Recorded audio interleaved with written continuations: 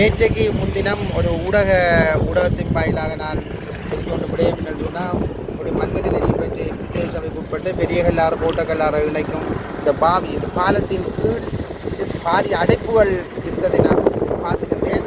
இருந்தும் இது எங்களுடைய மன்மதி நெறி பற்றிக்கு சொந்தமாக எங்களுக்கு பிரதேசத்துக்கு சொந்தம் இல்லாட்டி எங்களுடைய ஏனைய நிறுவனங்கள் இது ஒரு ஆர்டிஏக்கு சொந்தமான பாலமாக இருந்தாலும் நான் அதை என்னை பொறுத்த வரைக்கும் எந்தெந்த நிறுவனங்களுக்கு என்னென்ன பிரச்சனையோ என்னென்ன தேவையோ அனைத்து அரசாங்க நிறுவனம் தனியார் நிறுவனம் அனைத்தையும் ஒன்று சேர்த்து அவங்களுடைய தேவைகளை பூர்த்தி செய்கிறது தான் என்னுடைய முதலாவது கட்டம். என்னுடைய கட்சியும் அதைத்தான் எனக்கு சொல்லியிருக்கிறது.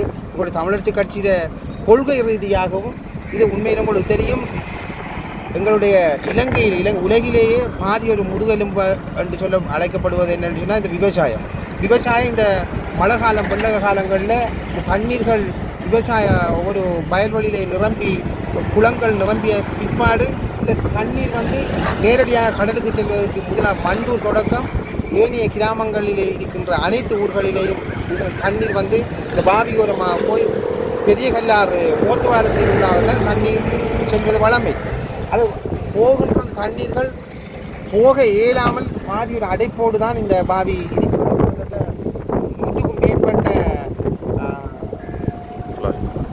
குழாய்கள் இருந்தும் அதில் கிட்டத்தட்ட 50 குழாய்களுக்கு மேலாக அடைக்கப்பட்டிருக்கிறது. அது நேரடியாக நாங்கள் களத்தில் இறங்கி எங்களுடைய மக்களுக்காக இந்த வேலையை நான் நேரடியாக செய்து கொண்டிருக்கிறேன். நான் ஆர்டிஏ இன்ஜினியரோடு தொடர்பு கொண்டிருந்தேன் நேற்றுக்கு முன்தினம். அவர் உடனடியாக அவருடைய லேபரும் எங்களுக்கு ஒரு 10 பேர்கிட்ட அவருடைய ஊழியர்கள் தந்திருக்கிறார்கள்.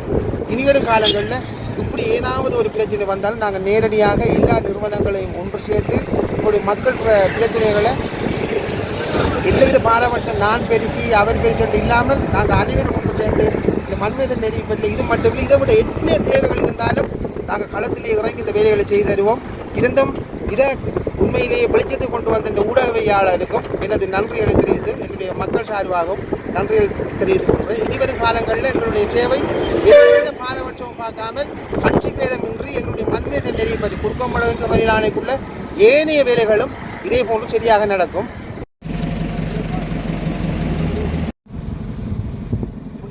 தண்ணி போறான்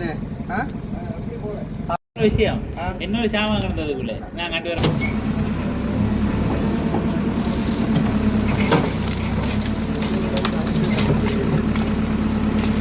அங்க என்ன